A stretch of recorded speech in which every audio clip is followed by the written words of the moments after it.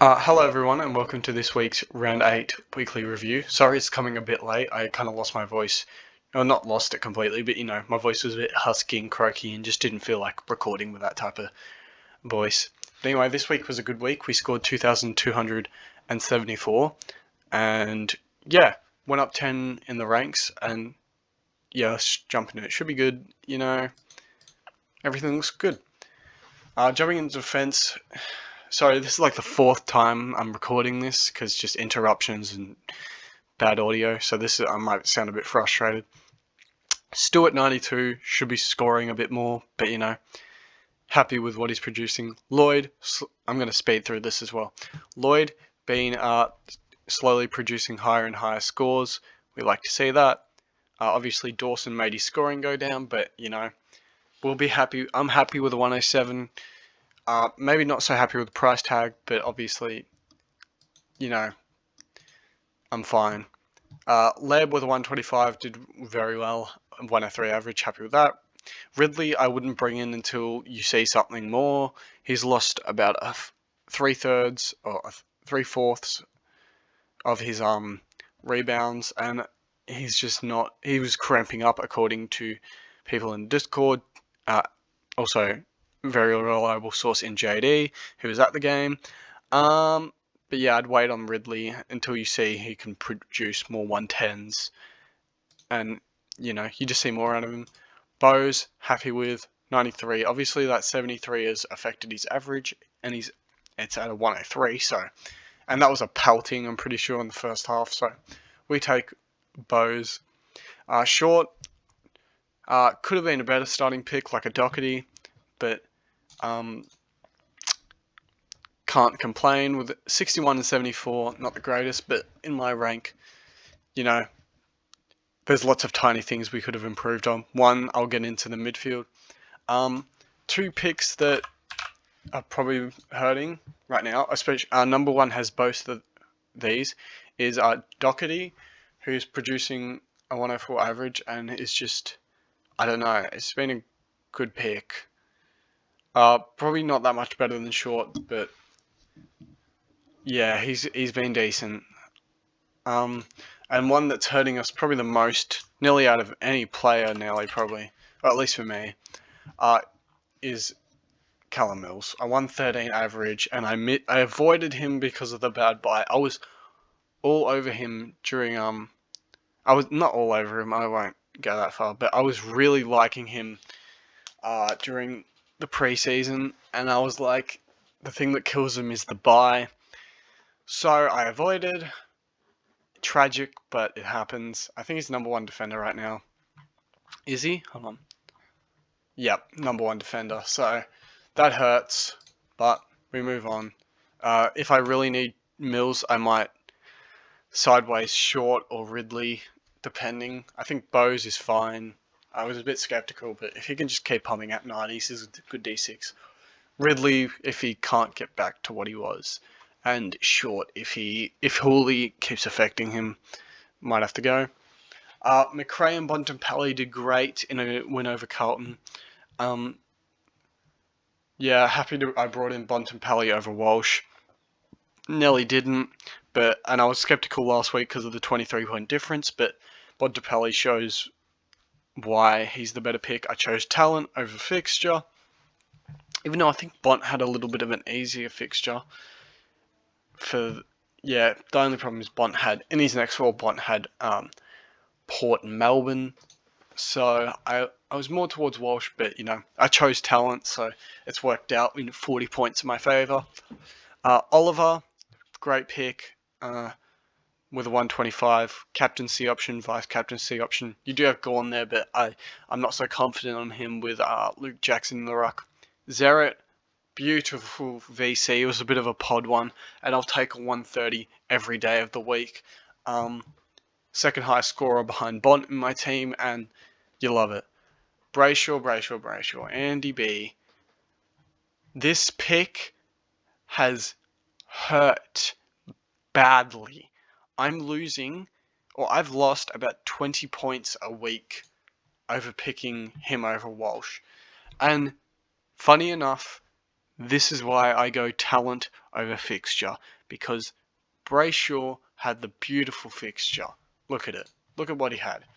He had Carlton, who just went 155 on. He had Hawthorn, who leak points to the mids. He had Adelaide and North, who we both went 110 against. And he had West Coast, who we even went 120 against. But a 70 versus Brisbane without being tagged and his role was fiddled with, that is annoying. But Walsh, he had, who did he have? He had Freo, who I thought Freo were going to be decent. I think they are. He had Gold Coast away. Then he had Port Adelaide and Brisbane. And I was like, Port stop mids, and Brisbane is a good side even though they leak. 144, 130, killed me. I think I could be top 10 if I went Walsh over Brayshaw, but we live and we learn. Powell, hold to the buys. Brockman, hopefully fights his way back into the side.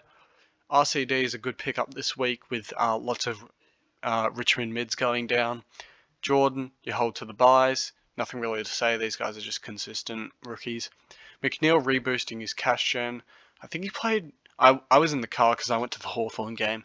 But from what I read, from what people were saying during the game in George's Discord, I think he played a bit of wing, if I'm right. But I'm not quite sure, but I'll take an 81, no matter where he plays. McRae obviously not getting up. We'll take the Ruck scores every week. Gawn's role being... Luke Jackson taking hit-outs from Gawn can be annoying, but I'm fine with it. You know, he's given me a 127 average, and he's given... What did he give us? He gave us a 140 from the first 6 rounds, so you take that. And if I had to take any other Ruck, it'd be Hickey, but I was never considering Hickey in the preseason, so Hickey has been a great selection, especially if he howled for no reason. He did a PCL, allegedly, and that's meant to make you gone for 6 weeks, and he got back the next week. So Hickey's been a great pick. Flynn. I'm worried about this pick because Montford is just keeps getting up and playing well. I assume he gets rested this week, but another thing that's scary for Flynn is Bruce is coming back soon, so Flynn might get one more game out of him, but I genuinely, I don't think he's going to play round 14 when everyone wants him to, because who have they even got? They're round 14, they've got Carlton, and they're just coming off a bye, so I don't see why Montford would need a rest. And by then, Bruce is back, so you'd probably want to give him a game to see how he is. So Flynn's just made his 150k that you want from a rookie, and dipped. Zeeble 600k, love it. And I didn't mention last week I picked. We'll go through Impy. Impy should be scoring more, but F3. And yeah, I don't know. Impy feels underscore every week. Champion data just don't like him. But last week I said in my video I was getting Shea Bolton, and I went through all these picks. I think if that was the video or the video before, and I was like, Shea's the best one. Now Shea was the best one. I think he scored the most out of any pick I said. But this guy, who you currently see at my F3, scored the most. Little old Aaron Hall gave me an extra 80k and pumped out 5 extra points. He has a beautiful role as a goal off a halfback for the... I know I said for the Swans. For the Roos, he's similar to Jack Zeeble. He takes kickouts, he goals, gets it out of the back line and comes straight back. I love this pick.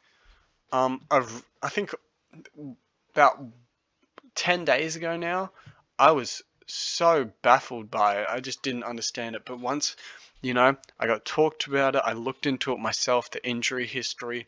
It's been pretty good. Over the last 5 years, he had only one soft tissue injury, and that was a hamstring in 2016. Apart from, I think it was a couple of weeks ago, he had a groin issue, but, I was still, by that time I was too tunneled on the pick to back out of it. So he's going to be a great pickup. And Shay, sorry, I'm so used to saying Shay. Shay is injured now with a broken wrist, and he'll be out for 2 to 3, maybe even 4 weeks. So this has been an absolute Aaron Hall masterclass move, and I'm loving it. I love those players with just an absolutely disgusting scoring role, because everyone hates them, but I'm just loving them. Warner 61, obviously, can't complain. He's a rookie. 60 is good. Obviously, we know he has a higher ceiling. Collingwood this week, so he's a definite hold in my opinion. He could go 110. He could go 100. I think he can produce a really good score.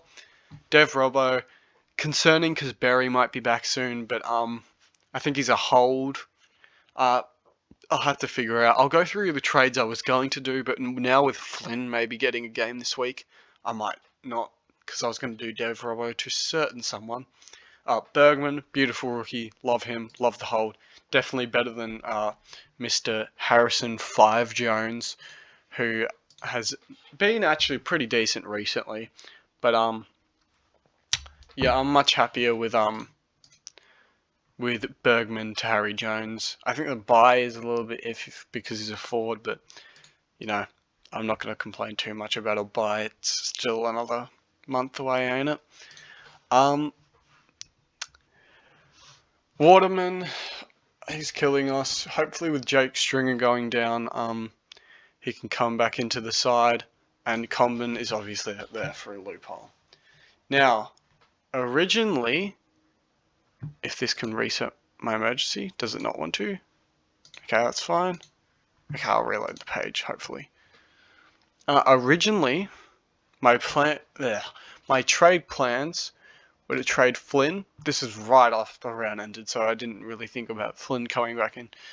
Devrabo put up a stinker. My original plan was to bring in Jared Lyons and bring in, where is he? Big Caleb Poulter. And then that left me with 3k in the bank. I got another premium midfield, and my team, it just looked beautiful. Like, I love how this looks. But if Flynn comes back, he can make 40k. If Dev Robbo holds, he can make more money. And I just don't see that much of a point in it. Lions, obviously, probably scores spectacular now. But whatever. Now, my thought is, we got to get Poulter in. And I genuinely have no clue what I'm going to do. I haven't thought about it. I only just, kind of computed that I probably shouldn't trade Flynn, and I haven't made any plans with how to get Poulter. Now, thank you for the person who messaged me on Discord. He said he really appreciates that I show cash cows and just break even stuff. So here's some. You had a Chris Scott profile picture, so shout out to you. Poulter minus 63 break even. I think he's one to bring in. Lockie Jones is coming back soon. Jordan Sweet, I'm not sure. I don't really like another ruck because it's going to happen again, where it's going to be instead of a Flynn Munford, it's a Martin Sweet combo, and I just don't like it. Jones is too much. Giro, I don't know when he's going to come back. Flynn's there. Murray, don't know his job security. He didn't even play. Owies is there, minus 42 break even. Burns is there. I think his job security is shaky according to Mitch Cleary. And these just 400k, 500k guys, yikes. I don't mind Taranto, if I'm being honest, but definitely not. So yeah, these are some of your rookies, just so you can have a look. I'll go down to like 50. That's your break evens, I guess. So there, thank you to that guy. But anyway, looking at my side, I want to obviously hold the Primos. Cozzy I want to hold because he's got North. Highmore, you might as well hold. He's got 60k to make. If you just, he can play, do absolutely nothing, and go up in money. Obviously not going to trade the Primos, not going to trade Power, not going to trade Jordan, not going to trade RCD. McNeil just reboost his cash gen. Brockman, I don't see the point. If you trade Brockman, you get 60k. Big whoop. McRae, hopefully you can get a game. You're not going to trade the Rucks. And then I just don't really want to trade any forwards either. But I've got to get pulled to somehow.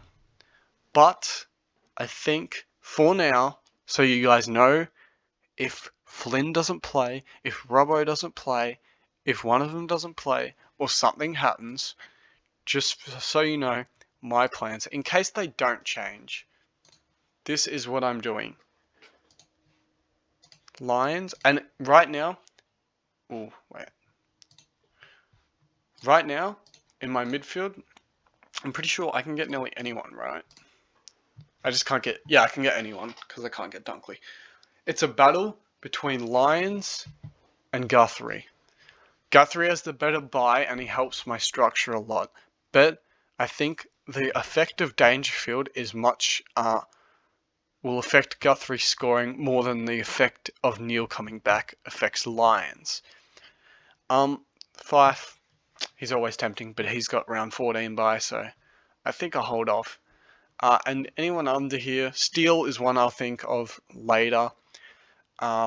Petrarca maybe as well, but I'm really set on Guthrie. Titch is also one I really like. Don't mind, but I still don't like the idea that he has to put up 35 to ton.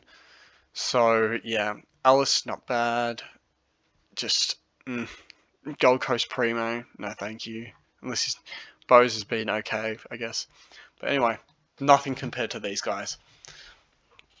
Now, is it Lions or is it Guthrie? Right now for me it's Lions. It can very well much change in an instant. But that's what I'm rolling with right now. If this loads, sorry about that. My internet always cuts out these videos, but obviously because I'm only on one screen, it doesn't just cut out the video or something. And that's a reason why they're usually long. I have to keep switching into okay, never mind. The trade worked. Okay. So this is what I'm running with right now. Pre-teams. Probably gonna last Captain Grundy into Gorn, probably. I might even go into Bontempelli because they've lost to Ruckman, so yeah. I mean, I guess Gorn for now. But this is what it's looking like. It's subject to change due to teams. I'm going to cut it off here because it's 18 minutes. Thank you for listening. Hope you had a good week. And yeah, I'll see you guys in the next video and enjoy.